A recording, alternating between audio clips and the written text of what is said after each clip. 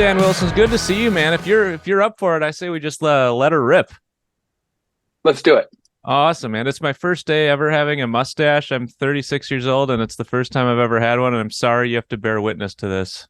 You literally grew this in one day. No, but I do look like an Aldi discount ice cream man. It's not a good look for Oh, me. It's gonna have to come off tomorrow.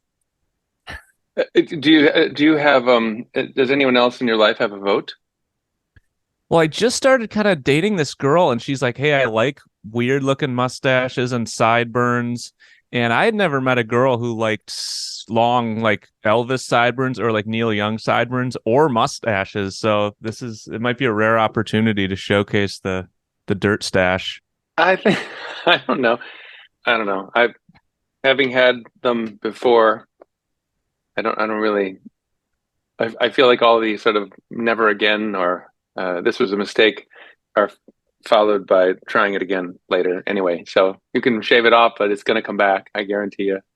What was your biggest fashion mistake of your career, do you think? Oh, well, I mean, it was a fashion mistake for me just not to have a sense of fashion. That was kind of a problem. And also, there was a time when we were traveling a lot in Europe, especially like the Netherlands and Germany. I would see these workers at the freeway gas stations and the Autobahn gas stations, and Sure. they wore these fabulous jumpsuits, kind of like chartreuse jumpsuits with The bright onesie. reflector yellow stripes along them. Love those.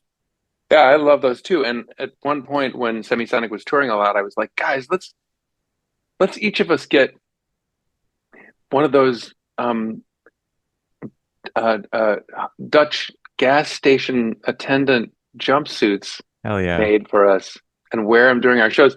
And so we had a friend of ours make these very sleek um,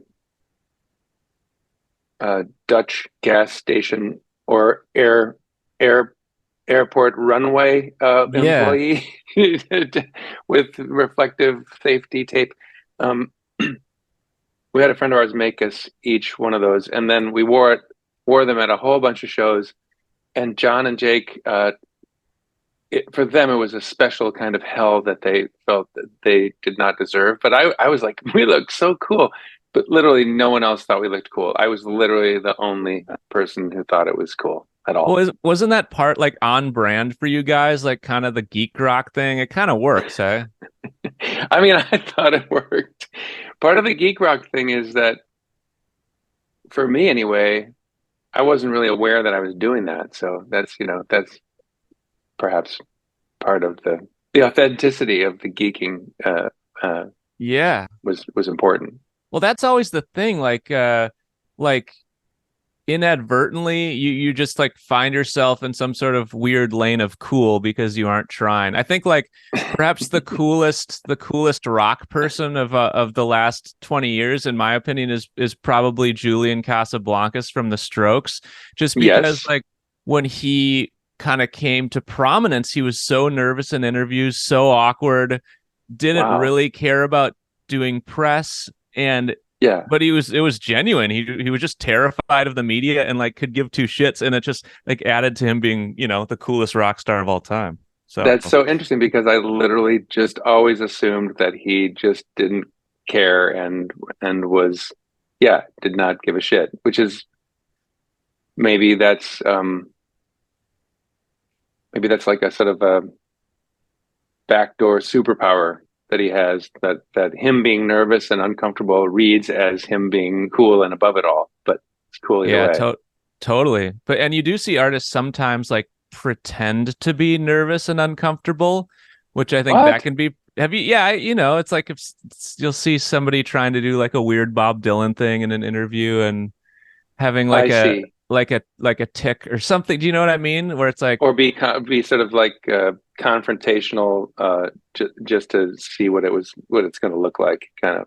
totally, yeah, yeah. And Yeah. I feel like that was a big thing in, if you ever watch like, like I Love the 90s on VH1 or just old like best of reels from from media in the 70s, 80s, and 90s. I feel like interviewers were a lot more confrontational. Like it was like some of them were like known for being kind of an asshole, and it wasn't even necessarily Yes, good journalism. It was just like kind of to get a rise and make good TV. But that's true. I once had an interview. I once had an interviewer in again in Germany. I must have had a thing about this. I had an interviewer in Germany. The first question in the interview about my songwriting was, "So, why do you never write any political songs?" yeah, And it was very interesting. I had never really thought about it. I'd never really like. It wasn't something that I guess I was leaving it to other people to write the political songs because it felt like it wasn't going to sound right coming from me. But totally.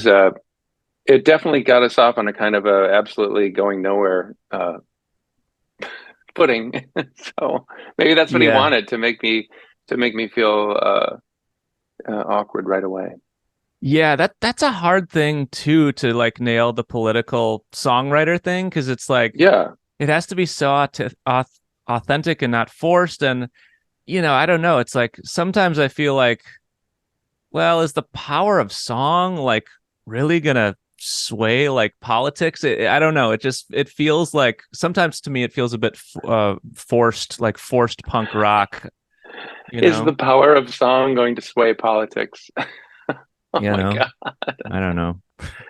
Yeah, politics is like its own sort of exercise in hook making. So I think they've got the songwriters beat at this point. Yeah, exactly. It's got its own template. I'm curious, Dan, as to like you take really massive breaks between your Semisonic records, which I think is pretty cool. It almost like creates scarcity. Is that just because you just love writing songs for other people too? What's kind of you just need to be dabbling a lot of things? Maybe you're not in love with grinding on the road. Tell me more about that. Um, well, long breaks between Semisonic albums. I kind of thought when we stopped making new records in 2001, maybe, or 2000, I kind of thought we would stop for a couple of years and regroup and then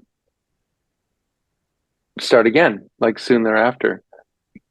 And instead, I guess this is probably very predictable if I had had the wisdom at the time, but instead, what happened was life had a lot of interesting new things in store once the band stopped touring. And so suddenly I was working on my solo album, Free Life, with Rick Rubin. And we worked on that for 4 years together, which is a little bit epic. And then I started writing songs with other people like the Dixie Chicks and Adele and so on. And suddenly a lot more years passed. And I really didn't. And I tried in 2011 to write a bunch of songs for Semisonic, and we recorded them, but none of us really thought they were great. Even I didn't think they were that great. Uh-huh. So, um, so then basically I went back to do other things and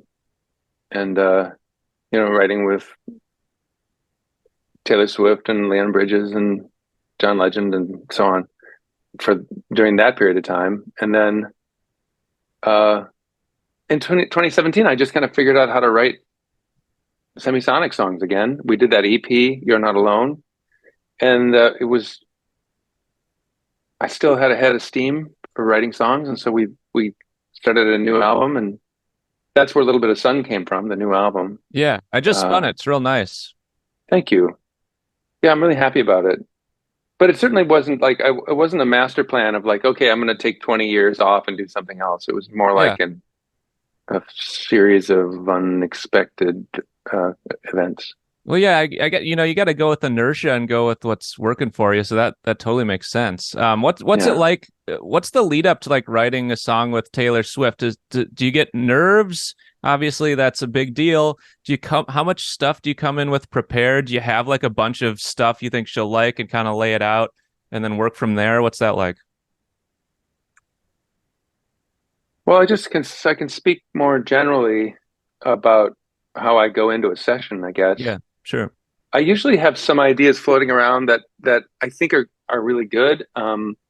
Maybe a title and a few bits of melody, something very simple like that.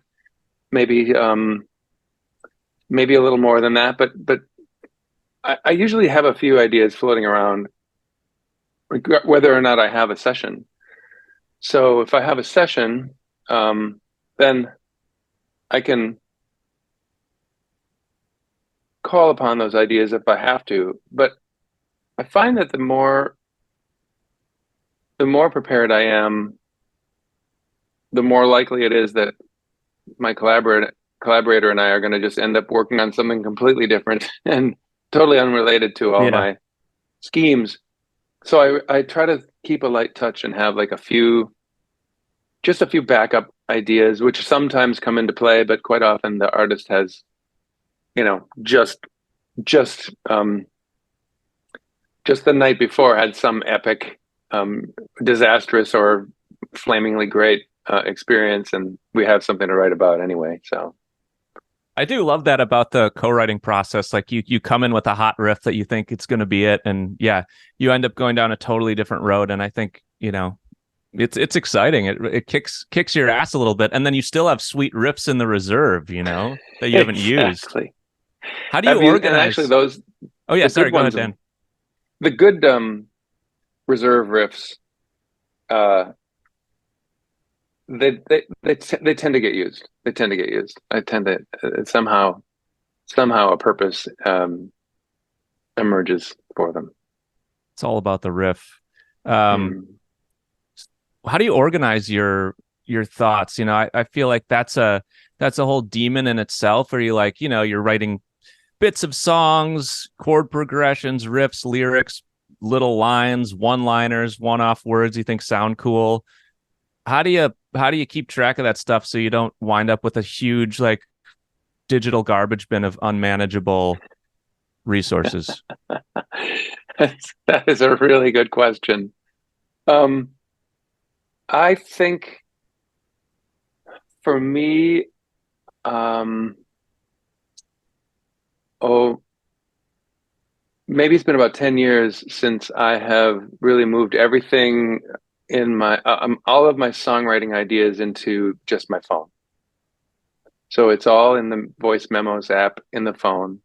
And I try to name them with something indicative so that I don't have 1,000 song ideas that are all called new recording 422 or Yeah, whatever. cool riff And 7. yeah, riff 512. But and then I sometimes in the titles I'll just write my level of enthusiasm about the idea. Nice. Okay. Like I'll write great guitar chords in A. And Okay. then sometimes if I'm like, and then they all go into iTunes and they all go into Apple Music, and sometimes I listen to all, I probably have several thousand things right now that I haven't necessarily done anything with, and some of them are like three versions of the same idea, but there's a Mm. lot, and sometimes I just search for the word great, Yeah, nice. or I search for the word fast or slow, or sometimes I'll sarcastically write banger on them, and so Yeah, sometimes I'll do a search for banger and see what comes up, and it'll be like 8 or 10 things that I facetiously called bangers, but actually are really nice. good. I love that. Yeah, I mean, I'll like asterisk to something I think is good, which isn't. Now that you're saying this, I should move to your model because you can't search via like asterisk. So, and you don't have your riffs and itty bits of audio pieces. They're not in folders. It's just a big long list in voice memos on the phone. Huge long list in voice memos, and there is a folder. There is a folder in there called "Currently Working On," and Okay. so that's kind of aspirational. Sometimes it's just me saying, I want to work on this, and so I'll throw it in the "Currently Working On" and try to trick myself into working on it. Nice. Okay, beautiful. Well, thanks. That's great. That's great to know. What about like one thing I like to chat about on the pod is like weirdest places you've ever played a gig, and that can be like a weird makeshift venue or a dot on the map that was like pretty bizarre that you never thought you'd find yourself at. Anything come to mind, particularly maybe in early Semisonic days, or your band before was called Trip Shakespeare, if I'm not Yeah. mistaken? Okay. Yeah. Anything come to mind? Weirdest gigs, worst shows, weirdest venues? Let's see. Trip Shakespeare was down in Jacksonville, Florida, and we played this uh, bar. It was very down home, and it was, crowded enough, but not like a huge crowd, but it was crowded enough. So we played the gig, and the people didn't really applaud or yell or anything when we were done. We wrapped it up, and they clapped a little tiny bit, and they were all sort of just hanging. And we left the stage, and we were backstage. It was right on the beach, this place, and we all started uh, taking off our shirts and long pants to just jump in the ocean because we thought it was, I guess it was the Gulf of Mexico, because we thought, okay, show's over, let's go down and have a swim. And then the owner of the club came bustling in and said, you guys, what are you doing? Like they're going crazy out there for you. They want you to come back. We were sort of stunned because literally it seemed like no one even kind of registered that the gig was over. And I said something like, I said they didn't really respond when we were finished. And he goes, oh, people around here are slow to react to things. Holy So we shit. put our pants back on and ran back out on the stage, and took a swim later. Actually, it was nice. That's pretty funny. Yeah, I thought the promoter was going to run down. You were going to say there's like, get out of there. There's like alligators in there and stuff, or like weird jellyfish. No, I'm no, horrified of the sadly, water, Dan. I'm horrified of the deep water. It yeah. scares me. Well, you would have been this night because when we finally did go for a swim, uh, our drummer Elaine got a whole bunch of jellyfish stings. So Nice. Yeah, stay out of that water. Stay there out. it is. Yeah. Last time I was in South Africa, for like a little tour, one of our friends got stung by a jellyfish, and it was like a pretty bad sting, and everyone had to pee on his leg right there on the beach, which is apparently what you do if you get a jellyfish sting. Yeah, I'm gonna make that up next time a friend of mine gets a jellyfish sting. Also, that sounds funny. Your No, for real, story. bro. For real. Yeah, for This is real. what you do. Okay, whatever you say, Dan. Yeah, okay. It saved my life. Yeah. That story reminded me of this story. I don't know if this is even true. I think this is probably true. Of I guess NoFX did a show in Russia or something, and they weren't digging it, so then they played 4 songs, and then they just quit and like went backstage and started partying. And then like they came back on stage an hour or over an hour later, and they just finished the show to like the 9 people that were still at the bar. See, I've never been able to muster up either that, which is literally don't give a shit, or the Julian Casablancas illusion of not giving a shit. Yes, yes. I think I emanate the quality of giving a shit, and And so that's I would. good too, man. Yeah. Well, that's me doing me, right? Yeah, I think you got to do that, and I feel the same way. It's like, I like hustling and getting out there and playing gigs, and like, it's not like the cool method, but it's the only method I feel like, especially in the modern day, when you kind of gotta decide your own fate and get out there and make your own living. It's not like, you I can't agree. be Billy Corgan and just get signed and have 4 handlers, or whatever, a team of 35 people working for you. You know how it goes. So anyway, Yeah, yeah, yeah. what are your kind of upcoming ambitions with Semisonic and art in general? Well, Semisonic spent more time on stage last year than we have in a long time. This past year, I mean, and that was really great. I don't know if we did 30 shows, but we did, in that direction. And I really do mostly just hope that we get to play a whole bunch more shows in the new year. That would be a really, really nice thing for me. I'd like it. Are you doing any like headlining shows? I saw you this summer with Bare Naked Ladies in Milwaukee. It was really nice. Yes, yes. Okay. I don't know what we're going to do for headlining shows, or I think we have a couple of festival things that are already happening.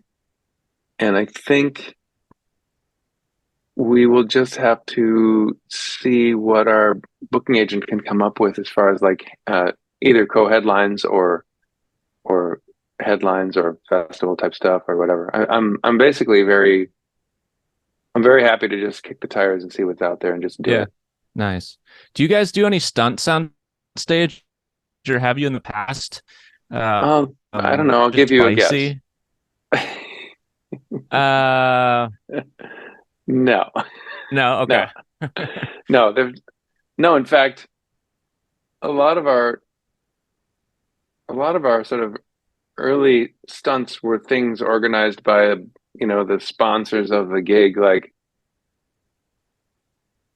we had several times guys dressed in giant beer bottles come up onto the stage and try to join us, and then we'd have to push them off the stage or move them up, like hustle them off to the wings and get them off the stage. So I think we were actually rabidly anti-stunt. Yeah. So, and we were not really about to generate our own stunts. That sounds like a cool genre, anti-stunt rock. Could be something, you know. My brother you, Matt used to always propose things for Trip Shakespeare. That, for example, he came to me one day and said, "We need to pretend to break up and do a series of angry interviews in the press about why the band broke up." I think that'll really. He thought that would really kind of galvanize interest in the band. mm-hmm. And I think I wasn't enthused enough about it. I just didn't really want to. Kind of feel like if you pretend in the press to be mad at someone, in the end, it'll somehow end with you actually being mad at them, or they'll be mad at you, or some. If somebody says something too cleverly faux hateful, it becomes actual hateful. So Like you we didn't do manifest that. it. Yeah. You'll manifest the bad vibes. So I think with Semisonic, you know, there was no talk of stunts. There were no stunts. I know our label was mad at us. We never did any stunts, and I know the label was really pissed. You gotta like be so committed to a stunt like that, like hating your band members so much Yeah, that you're like, all right, let's just be actors for a year at least. yeah, Like, yeah. I mean, Exactly. I see where that would like fire some people up, you know, if you're into doing, I mean, I like doing bits. I like doing dumb bits, and, you know, once in a while we'll make like little comedic shorts in our free time. But yeah, I couldn't keep up an act for, you know, that long. It seems too I always much. felt like, and I also, I always felt like it's hard enough to make really great music, but I know that's no excuse. But it's like it's hard enough to make really great music, much less, um, you know, uh, think of clever meta Exactly. Yeah. properties for to draw people's attention. But I know it's absolutely necessary. I know people do it. I know it's a good thing. I could just never get the music to enough to my liking where I had a lot of free time to like Yeah. create meta entertainment garbage surrounding it. Yeah. Of course. Of course. Well, speaking of meta entertainment garbage, Dan, one of my friends, he bought a pro wrestling ring in his like late 20s, and he's actually from Nice. Minneapolis, and he throws like DIY like semi-pro and pro amateur wrestling events like in like weird grungy places, or he'll sell out First Ave and do it there. So he's like, next time I throw a show, you guys are gonna play. And I'm like, this of all the songs you try to write that you think are good and you spend thousands of hours perfecting them, the thing that probably will get you the most attention is like being a moron and playing a song before an amateur pro wrestling event. That's the sad truth. I agree. And so it's like what do you have an appetite for? Like, for example, Bob Mould from Husker Du and Sugar, uh, uh, was the writer of the scripts or the storylines for the Worldwide Wrestling Federation or whatever it was that, Oh, like really? the biggest wrestling, semi-fictional wrestling, not like Greco-Roman uh, Olympic wrestling, but Wow. but the kind that's all kind of a put on. Anyway, Bob for years wrote like all the main storylines of the villains and the retributions and the comeuppance and the vengeance and Yeah. all that. He was the writer Wow. for all that stuff. So that's a person with extra juice, like to me. Like he could also Yeah. be, write songs for Sugar and have them be insanely good and rocking. And then he could also invent crazy storylines for wrestlers to play out. That's impressive. Yeah, I'm always like inspired by artists that do that, or you find out, one of your musicians you love has put out like 3 books and you've been listening to them for years and just find out about the books, or yeah, something. Yeah. Well, what would your pro wrestling name be, you think, if you had to make a cameo? Wow. Night Guard. That's not bad. The Danimal. Oh, the Danimal's good. The Danimal would be good, like Hawaiian shirt with no shirt on underneath, like unbuttoned Hawaiian shirt. Or a series of Hawaiian shirts all buttoned to different degrees. Yeah, that's not bad either. Yeah, like Yeah, yeah. Maximum Jimmy Buffett, like level 10 Florida guy shirts. Tearing off Yeah. each shirt one at a time to reveal more shirts below. Yeah, That could be big. yeah. I don't know if I mean, since I would be obliterated in the first wrestling match, it doesn't really matter uh, what my plan was going to be. Oh man, I'd be so horrified just to set foot in one of those rings, even though I knew it was fake and the guys were professionals. Yeah, I just can't do it. Um, Confrontation just doesn't bode well for me. I'm not into it. And even if it's faux confrontation, like we said about faux hatred, like if a very large, sweaty guy is running at you and they're going to knock you down and pretend to fall on you with their entire weight, but they only fall on you with half their weight, it's Yeah, still very hazardous to me. right. It's still Anyway. like close to Shaquille O'Neal. It's not good. It's not good. I Yeah, went and checked. no. I played a show in Mexico City 2 years ago, and I went and I bought a front row seat to the Lucha Libres, like the professional wrestling there, Oh and yeah. those guys are massive. And one of the funniest things about the whole thing is that there's like the pro like A tier guys, but then there'll be like just like local men that like one guy's like a straight up a car mechanic, and he's just like a 5'7" like little like guy shaped like a pear, and he gets in, and then his character is like literally a car mechanic. But then they'll be like this, there's like this 72-year-old like ripped guy, he's like an old pro wrestling legend in Mexico, and then he still gets in the ring and will like you know wrestle against these giant like 6'8", 300-pound dudes. So that you don't see that in the Well, WWF, where there's just like local guys, like the local like donut vendor just jumps in the ring. that's actually really cool because it makes it more like folklore, because people can participate and like be part of the fun. You could I start love your it. own band or you could become your own, like wrestler. I recommend it highly. I mean, I don't know how much you're into doing like if you ever do house gigs and stuff like that, but one of my best friends runs he runs like this, he's a promoter in Mexico City, and he throws shows in like cool, weird, small places, like old hotels, like singer-songwriter shows. houses, rooftops all over Mexico. So if you're ever keen to do something like that, I think you'd probably be able to sell out a lot of the shows, and it'd be a Wow, fun, weird tour. that is a fun, different concept. I love that. Yeah, let's get weird. What do you do in your free time for leisure, Dan Wilson? What brings you joy outside of music? Hmm. Let's see. Well, I mean, one of the things that sort of takes up the rest of my time after music is parenthood.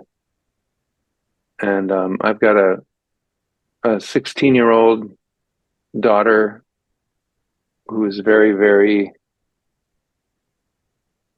active and has a lot going on in school and needs a lot of rides around town and needs me to look at physics homework and scratch my head, see if there's a mistake somewhere. And and I have a 26-year-old daughter who's pretty seriously disabled and takes a lot of just real, what would you call it? Just the nuts and bolts attention of life. Mhm. And between those two styles of parenthood, I don't really have any. I don't really have any hobbies to speak of. Fair enough. I mean, the thought of being a parent and having to do homework again horrifies me so much. I Like, know. there's no way I could help my fourth grader with math homework. Like, there's no like Yeah. they'll get a worse grade if I do their homework. So, I think um, that unfortunately is true of many of us. So yeah, I but I was left behind in math last year. I can't help her with math anymore, but I can still help her with physics and a couple of things like cool. Well, you had an album called All About Chemistry. Are you like good at science and shit? that. Well, I mean, for a guy who writes songs for a living, I'm good at science. What does that even mean? I couldn't be a scientist. I tend towards making uh, just a simple, error of where the zero is or something like that. So I couldn't be a real scientist, but I enjoy thinking about science and watching someone else do science homework, not my own. That's the Respect. best I got. Yeah. What was your worst subject in school? Hmm. I mean, I guess I guess gym class was my worst subject in school. And what else was challenging? I always just had a hard time. I could really measure how well it was going to go by how much any given teacher thought I was a smartass right from the beginning. Like some of the teachers were really amused by me, and then others just thought I was a smartass and had a vendetta against me. And that Oh, so that basically, you were ripping jokes and stuff? I didn't have a good. I was always trying to entertain everybody. That's kind of why I became an entertainer. But Nice. I was doing it in school, and the teachers who thought it was amusing, but they'd take me aside later and go, "I love your jokes, Wilson, but you got to let me teach a little bit here." Yeah. Then I would cooperate with them, and it would go okay. What was like a moment where you like landed your first joke that got big laughs and you were like, "Holy shit, this is something I must This is for persevere." me. Yeah. I don't know. I think I probably thought they were all landing great. That's probably the problem. I thought they were landing great, so it was worth like pursuing and continuing to try more. I think that's Yeah. maybe why some of the teachers found me insufferable. There is part of youth where yeah, once you get a little bit of confidence, you just think you're unstoppable and you're like, I mean, it's a very useful trait for a musician to have that kind of delusional self-regard. yeah, I mean, that like I think like blind ambition is like is like the level you probably want, and the level up from that is probably just like psychotic rock delusion, which I guess you can ride that for a while, you know? I think that's possible that second one, psychotic rock delusion, is a requirement for entry, actually. Yeah, maybe so. I mean, I always say like to be at the very top or like the pinnacle of something, you got to be kind of a psycho, you know, like for like NBA, like politics, obviously. Yeah, NBA, it's yeah, like some of the like you have to have like psychotic confidence, especially if you're undersized or undermatched. It's like look at Trey Young from Atlanta. He's like 6'1". He's like one of the best players in the NBA. He's like a 6'1", 6 foot skinny guy playing against these like gladiator giants, and he's just destroying them. And then he's like mouthing off to some guy after every shot, like I'm the best, like beating his chest. So yeah, I think there's something to that. yeah. I mean, if you watch a lot of basketball, you start to get the impression that they're constantly saying terrifying things to each other the whole time, or like Oh man, I mean, like demeaning I would things that. to each other. Oh, I mean, how much would you pay for that app if you could like watch the game with like and every guy had a mic on and you could just With the see the trash talk going. wow. Yes, Like the yes. trash talk app where you could just hear all the heinous, like horrible shit they're saying to each other. Did you see the guys mic'd up on a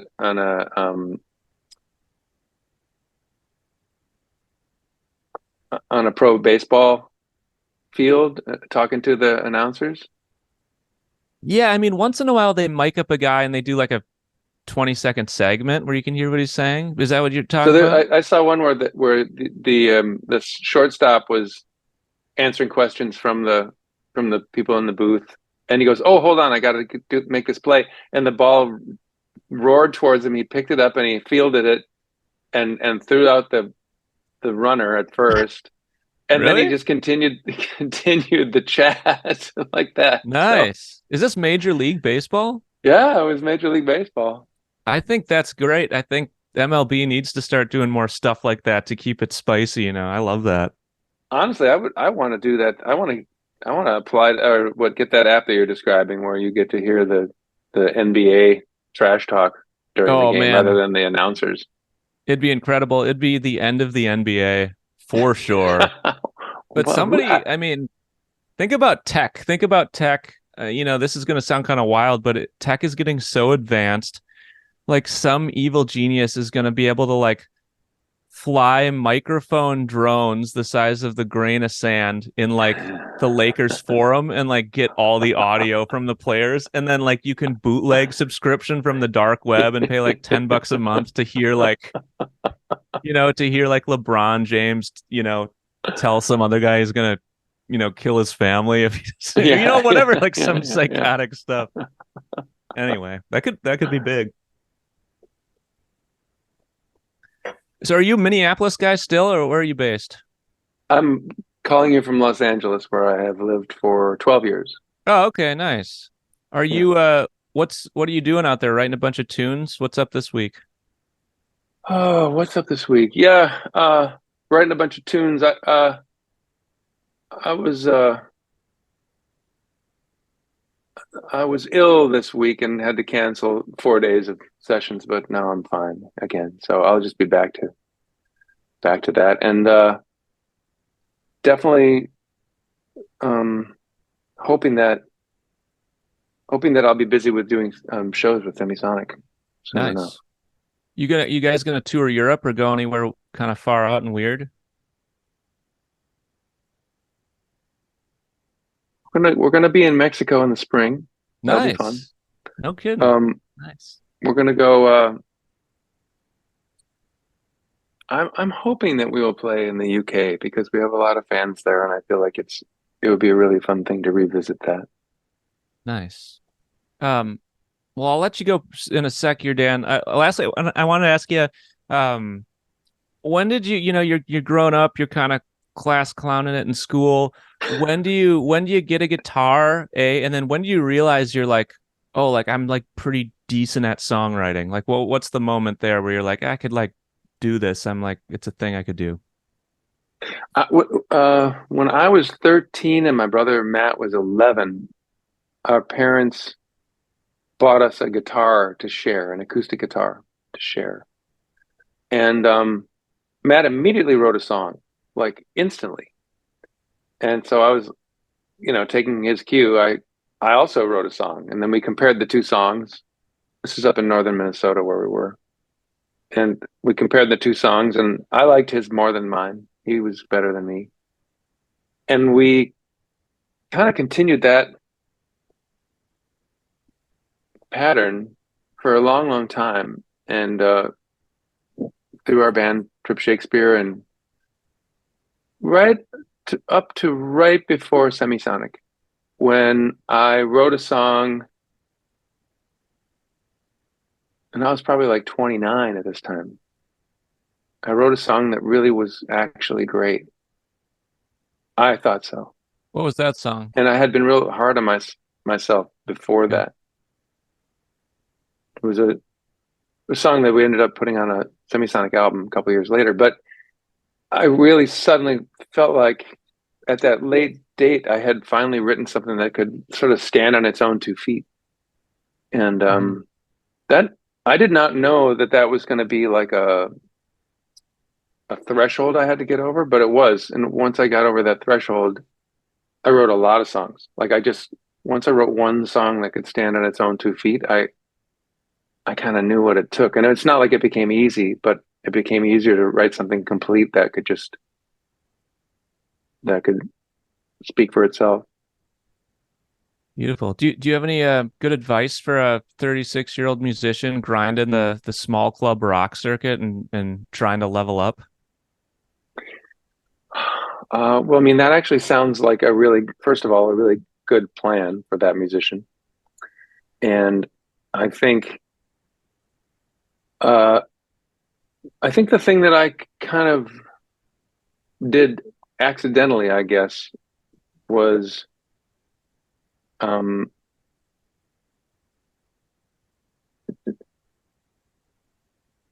of shake it up with a lot of collaboration, to always have my own kind of central idea going, but then be like really kind of enthusiastic and open about like trying to make something with other people, which is what being in a band is like anyway. So like just take this, like amp that up, and I think partly because that allows you to like work or co-create with someone who's occasionally going to be farther along or better at it, Nice. That's what I would do. Well, thanks, Dan Wilson. I appreciate the time, man. Yeah, you're a good dude, and your record, I think, was the third or fourth album I ever got as a kid, got me into power chord. I think inadvertently you taught me the power chord, actually, to be honest. That is amazing. For sure, for sure. So yeah, I love that. You're one of my musical heroes. So thanks for coming on the pod, and maybe I'll see you in real life when I'm out in LA in the late spring. Love it. I would love that. Thank you, Brett. It was really nice to talk to you. It was a great time. Thanks, Dan. Much love. All right,